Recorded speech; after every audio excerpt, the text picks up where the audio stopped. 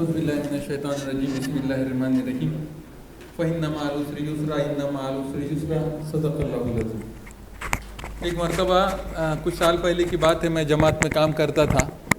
एक तकरीर के लिए मुझे बुलाया गया नांदेड़ से, और भी बहुत दूर थी। मैं स्टेशन का नाम भूल रहा हूँ। वो को आपके ससुराल कौन सा है? वो उमरखेड़ क्या और किधर था, लंबा। और रात भर को शबे मतलब जागने की रात थी, तो वो रात में मेरा प्रोग्राम रखा गया था। अब वो लोग हज़ारों की तादाद में आते हैं। मैं समझता हूँ महाराष्ट्र में इतना बड़ा कई प्रोग्राम नहीं होता। डॉक्टर साहब, मुझे बुलाया गया, मेरे साथ मेरे दोस्त अल्ताफ़ भाई भी थे नांदेड़ के। तो रात भर मेरे तकरीरें चली, 3-4 तकरीरें हुई, बहुत ज़्यादा तकरीरें हुई। लोग बहुत खुश थे, झूम रहे थे। तो जब हम बाहर निकले तो मेरे दोस्त ने कहा, यार अरशद बहुत बोल दिया यार, कुछ तो बाकी रखना था। मैंने बोला इसलिए बोल दिया कि मुझे आना ही नहीं यहाँ, तो इसको क्या बोलने का है अभी, और बाकी क्या रखने का। अब मैंने तो ज़िंदगी में पलट कर आना नहीं है। तो मैं इस रेफरेंस में आपसे बात कर रहा था कि मैंने शायद 2024 का पूरा कोटा पूरा कर दिया। अब शायद मुझे कहीं जाके बात करने की ज़रूरत नहीं रहेगी। इतना तो शायद मैंने 2023 में भी नहीं बोला था। अलबत्ता आप लोगों में से कोई अगर मुझे बुलाए तो मैं ये कोशिश करूँगा कि ये प्रोग्राम की एक सीडी आपके पास दे दूँगा और कहूँगा कि इसको बजा देना और लोगों को सुना देना। इतना तो शायद मैंने बोल दिया है ना। पर अब थोड़ा सा और सुन लीजिए आप, ताकि पूरे 2024 में फिर से आप मुझे बुलाने की कोशिश न करें। मेरा बहुत अहम टॉपिक है कि problem solution technique and decision making. Leader कहते ही उस शख्स को है जो प्रॉब्लम सॉल्व करता है ना। जो प्रॉब्लम बढ़ाता है उसको लीडर थोड़ी कहते हैं। लेकिन अभी मसला ये है कि जो प्रॉब्लम बढ़ाते हैं वही हमारे लीडर बन गए। तो जितने बड़े प्रॉब्लम जो सॉल्व करता है, आप बात कम करें थोड़ा सा, जो जितने बड़े प्रॉब्लम सॉल्व करता है वो उतना बड़ा लीडर होता है।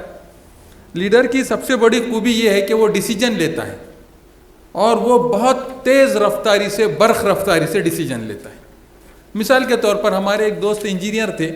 हम जब मतलब पढ़ते थे, जब उन्होंने एक बात कही थी कि देखो आप वो फील्ड से ताल्लुक़ रखते हैं जिसको इमीडिएट डिसीजन लेना है। ये इंजीनियर्स हजरात बैठे हैं, अब वो है डैम पर, हाँ, और डैम फूट रहा है।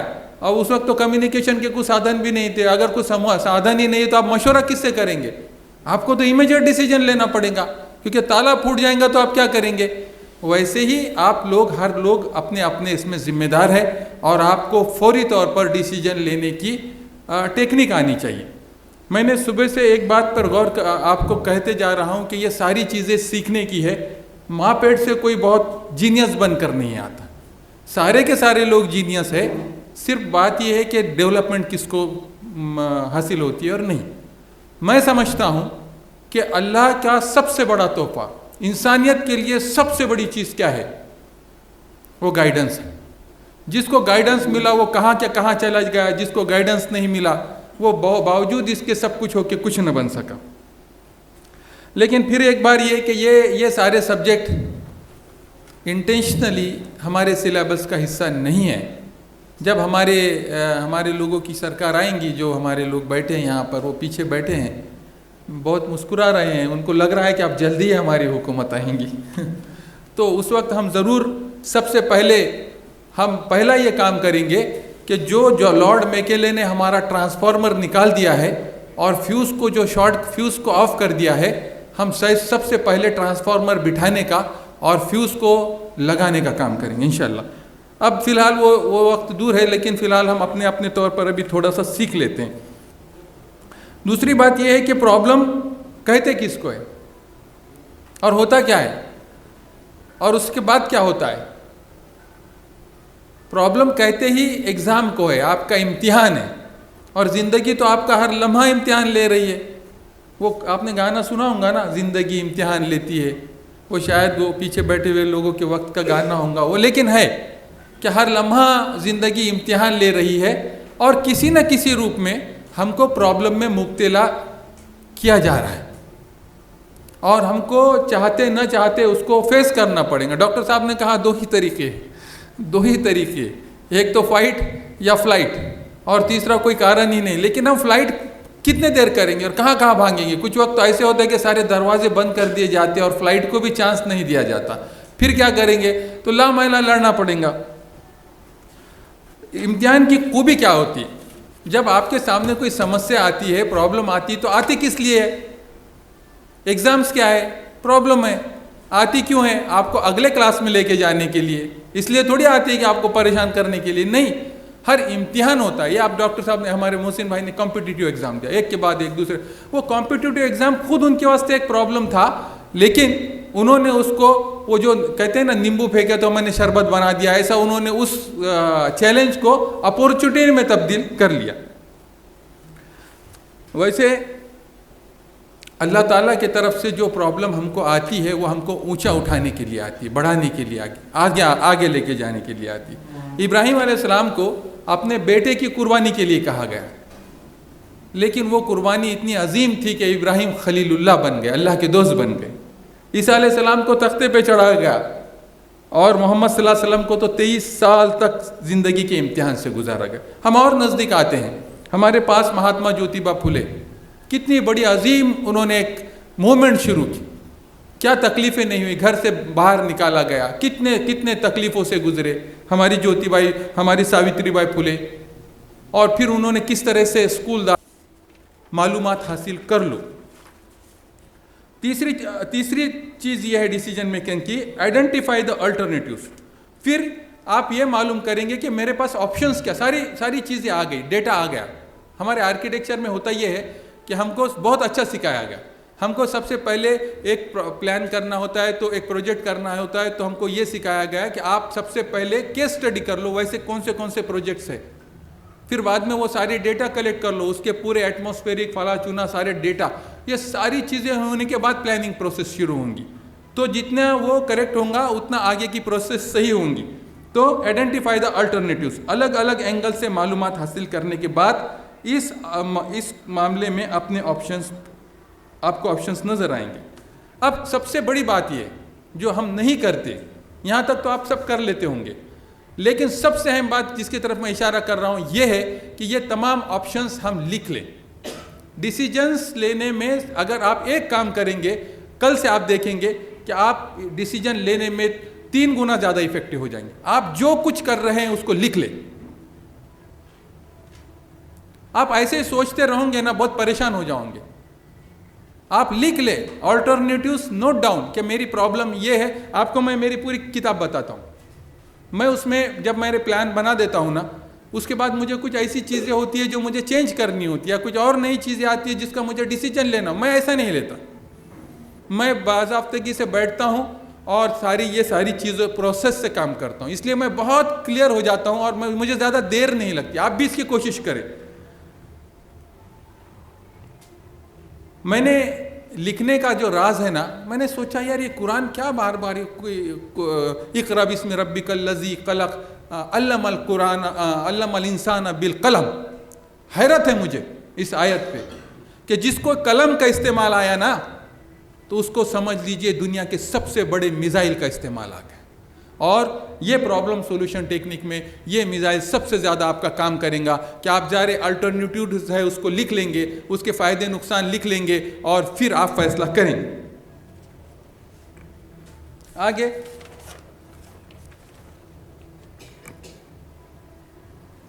आप इंफॉर्मेशन, वैसा ही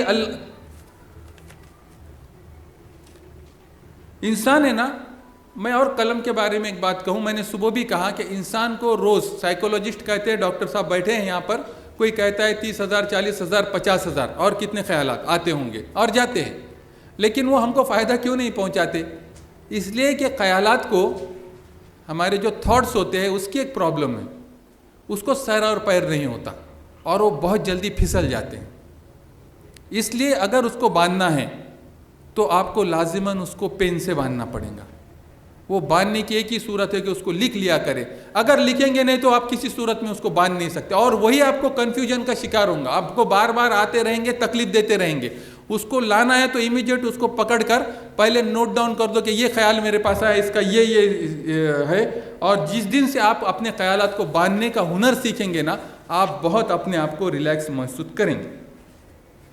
फिर आप ये करेंगे कि उन ऑप्शंस में से एक ऑप्शंस को चुन लेंगे और लिख लेंगे। मैं तो हमेशा ऐसा करता हूँ। हमारे एक दोस्त है कारभारी गवळी, वो वकील है, वो कहते हैं की आपण हे निर्णय घेतला आणि पेन तोडून टाकला, कलम तोड़ ली। बोले तो हमने अभी निर्णय ले लिया, वो जैसा फांसी की सज़ा देने के बाद जज वो कलम तोड़ देता ना, वैसा हम सोचते हैं हमने ये निर्णय आज ले लिया तो मेरा जहन मुतमईन हो जाता है। अब तूने निर्णय ले लिया, बस अब शुरू करना है, अब इमीडिएट। फिर हम अपने प्रोग्राम के ऐसा नहीं कि डिसीजन ले लिया और पड़ा पेंडिंग।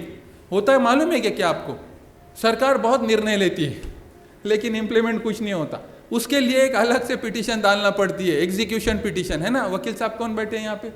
Execution petition. मतलब क्या हुआ निर्णय लेने का? आप निर्णय ले रहे हो, उसको एग्जीक्यूट नहीं कर रहे तो फायदा क्या है? जिस लम्हे निर्णय ले उसके दूसरे वक्त से आप उसको निर्णय को इम्प्लीमेंट करना शुरू कर। तो मैंने डिसीजन मेकिंग की क्या क्या प्रोसेस बताया मिसाल सर। सबसे पहले आपको प्रॉब्लम को, आपको क्या निर्णय लेना है उसको डिफाइन करना है। दूसरे उसके बारे में आपको इन्फॉर्मेशन गैदर करनी है। तीसरी मैंने बात ये कही कि अगर आपको मालूमात नहीं है तो उस संदर्भ में जो उसके एक्सपर्ट्स है वो मौजूद है।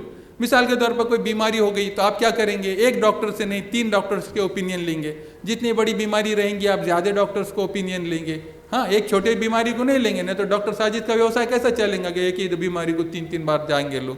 बड़े बीमारी को जनरली लोग 2-3 जगह ऑप्शन करते। हमारा जब केस का कोर्ट का मसला आता है हम 3-4 बड़े बड़े लॉयर से बात करते हैं ताकि हम कुछ तो कंक्लूजन पे पहुँचे कि असल में इसमें हो क्या सकता है और क्या नहीं हो सकता। और फिर ये कि वो सारे ऑप्शंस नोट डाउन करे, और जब आप नोट डाउन करेंगे ना आपको एकदम क्लियर कट पिक्चर महसूस होंगी और उसमें से आप एक निर्णय चुन सकते। निर्णय होने के बाद आप उस पे अज़्म करें, ठाम हो जाए और अपनी कलम तोड़ दे और काम करना शुरू कर दे। ठीक है, अब मैं दूसरी बात पर आता हूँ, प्रॉब्लम सॉल्यूशन टेक्निक। मैं बोलेंगे सुबह से मेरे को हमको ना परेशान करके रख रहे, नए नए बातें कर रहे, पेन लाओ, कागज़ लाओ, ये लिखो वो लिखो। अब कब तक लिखेंगे, है ना अफसर भाई। अब मसला ये है कि दूसरा है प्रॉब्लम सॉल्यूशन। ये भी एक डिसीजन है लेकिन ये थोड़ा सा मुख्तलिफ है। अब इसमें सुन लीजिए, पहले स्टेप है डिफाइन द प्रॉब्लम। क्या असल में वह प्रॉब्लम क्या है? होता यह है कि कभी कभी हम जो सोचते हैं वो प्रॉब्लम ही नहीं होता। हाँ, मैंने एक से कहा, मतलब हम मैनेजमेंट में मैंने कुछ हमारे स्कूल में बहुत बच्चे तंग करते यार, बोले स्टाफ।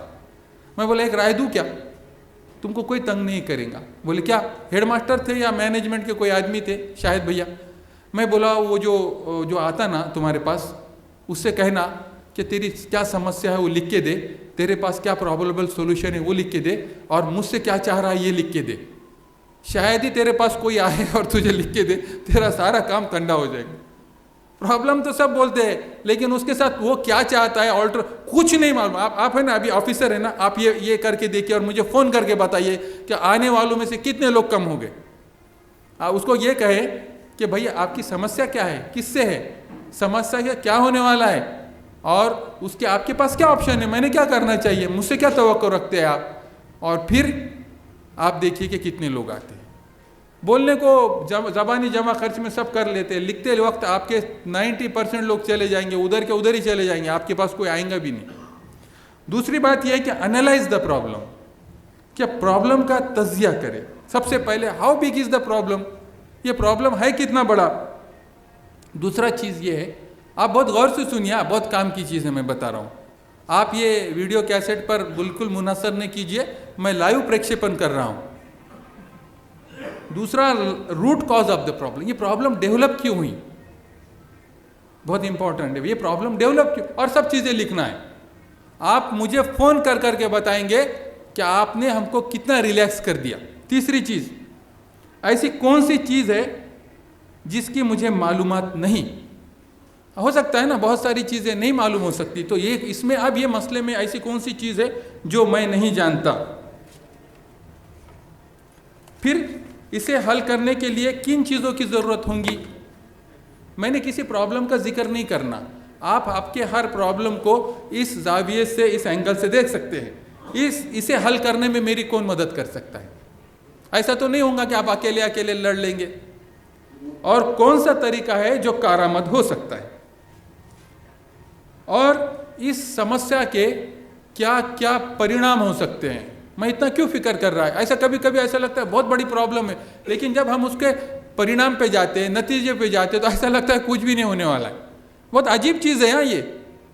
प्रॉब्लम की जो दुनिया है ना बड़ी अजीब है। कभी कभी प्रॉब्लम ऐसा बड़ा लगता है और जब उसके आप परिणाम देखते हैं तो ऐसा लगता है कुछ भी नहीं होने वाला है। तो आप उसका ये देखें कि इसके परिणाम का, इसके रिजल्ट्स कितने गंभीर हो सकते हैं, किसके बारे में मैं क्या लिखूं। फिर आप लिख ले, पूरी इंफॉर्मेशन को कॉन्स्टिट्यूट कर ले, एक जगह कर ले, अल्टरनेटिव देखे जैसा कि वो देखे। अब आपके पास 5-10 जो भी कुछ अल्टरनेटिव होंगे मौलाना इरशाद साहब, हर अल्टरनेटिव में आपके पास 2 चीज़ें मिलेंगी। एक उसमें पॉजिटिव मिलेंगे, कुछ निगेटिव मिलेंगे, कुछ खामियां रहेंगी, कुछ अच्छाइयाँ रहेंगी, हर इसमें रहेंगी। तो वो प्रॉब्लम के अच्छाइयाँ और खामियां दोनों आप नोट करेंगे कि ये प्रॉब्लम से ये सॉल्यूशन जो मेरे पास अल्टरनेट है, इसमें ये अच्छाई ये बुराई है, लिखेंगे। आपके 5, 7, 3 जो भी अल्टरनेटिव तैयार हो गए। अब क्या करेंगे आप, उसमें से वो बेस्ट ऑप्शन चुनेंगे जहाँ पर कम निगेटिव है, ज़्यादा पॉजिटिव है, जहाँ जाने की और ज़्यादा उम्मीद है। हो गया। अब इसके बाद जो मैं सबसे महत्व की बात करने जा रहा हूँ, ये सबसे महत्व की बात ये है कि आपके पास एक मार्गदर्शक मेंटर होना चाहिए, और जो आजकल बिल्कुल नादारद है, जिसको हम उर्दू में मुर्शिद कहते हैं, मार्गदर्शक कहते हैं। किसी से सलाह हो, किसी डॉक्टर साहब ने कहा, अभी साइक्रेटिस्ट है वो, उन्होंने कहा कि आपके पास ऐसा कोई व्यक्ति मौजूद हो जो आपकी हेल्प कर सके। आप देखेंगे कि जितने बड़े बड़े क्राइम्स हो रहे हैं, उसकी बड़ी वजह यह है कि आदमी खुद ही परेशान है और खुद ही निर्णय ले लिया। हालांकि अगर वो किसी से मशवरा करता तो वो बहुत रिलैक्स हो जाता, लेकिन उसने किसी से मशवरा नहीं किया। मैं तो ये कहूँ कि बुरी सी बुरी चीज़ भी अगर कोई हो रही है, अल्लाह ना करे आपसे हो, लेकिन आप किसी को इन्फॉर्मेशन में रखिए ताकि वक्त पे वो इमीडिएट आपके वास्ते काम आए। हमारे सलीम साहब को पता है, हम उनको हमारे अंदाज़ है कि हम आते हैं तो मैं उनको बोल देता था कि सलीम भाई मैं पुणे आ रहा हूँ, तो सलीम भाई कुछ हो ना हो रेडी रहते थे कि कुछ हुआ तो मैं इमीडिएट रसद पहुँचाऊँगा। अपने दोस्तों को, अपने करीबों को वाकिफ़ कराइए, इस बात से ज़रा न डरिए कि इसको मालूम होने से क्या होगा। मैं आपको कहूँ कि हर आदमी गलतियों का पुतला है भाई।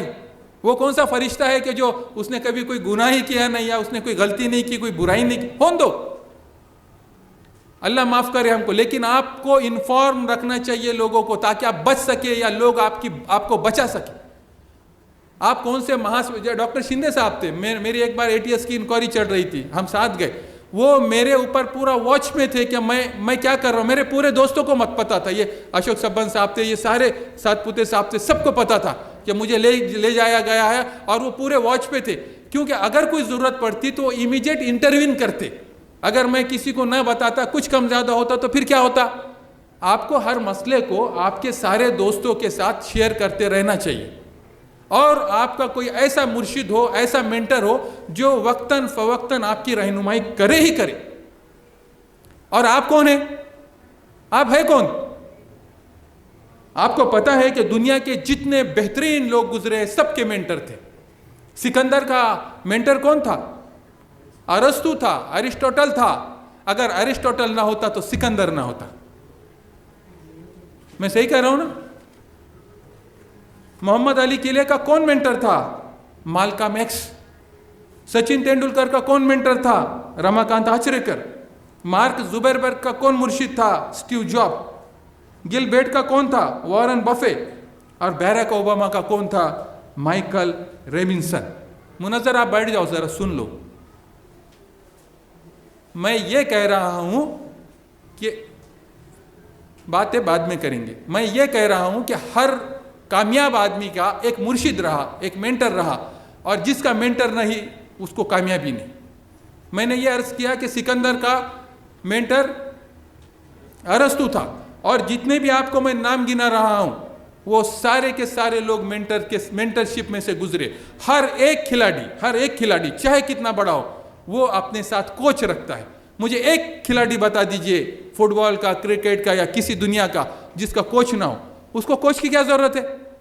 कोच उससे भारी है क्या? लेकिन कोच इस वास्ते होते हैं कि वो उनके हर अच्छे और बुरे चीज़ों पे नज़र रखते हैं और अमेंड करते हैं। मसला ये होता है कि हम जब किसी समस्या में आते हैं ना सर, तो हमारा दिमाग हैंग हो जाता है, हम सही तरीके से निर्णय नहीं ले पाते। उस वक्त वो हमारा जो मेंटर है, जो जिसके ऊपर जो हैंग नहीं है, जो खुली सोच रखता है, वो आपके डिसीजन लेने में मदद कर सकता है। मुझे जब भी कोई मेरी तकलीफ परेशानी होती है तो मुझे मालूम है मुझे कहाँ जाना है। मैं बहुत दूर दूर का सफ़र करके जाता हूँ और मैं अपने दिमाग से काम नहीं लेता। मैं जाता हूँ, उसके सामने अपनी बात रखता हूँ, मेरे ऑप्शंस रखता हूँ और फिर उस पर छोड़ देता हूँ कि अब मैं बिल्कुल निर्णय लेने के काम करने, आप मेरा निर्णय आप लो, क्योंकि मैं बहुत समस्या में घिरा हूँ, या मेरी मदद करो। और मैंने देखा कि बहुत अच्छे अच्छे लोगों ने मेरी अभी तक मदद की और हमेशा मैं इसी प्रोसेस से गुजरता रहता हूँ। आज दुनिया में, आज नौजवानों की ये सबसे बड़ी प्रॉब्लम है कि वो किसी को मानते ही नहीं और किसी की मानते नहीं। इसलिए मुर्शिद का होना, तुम्हारे लिए मेंटर का होना, मार्गदर्शक का होना इंतहाई ज़रूरी है। दूसरी चीज़, अगर आप एक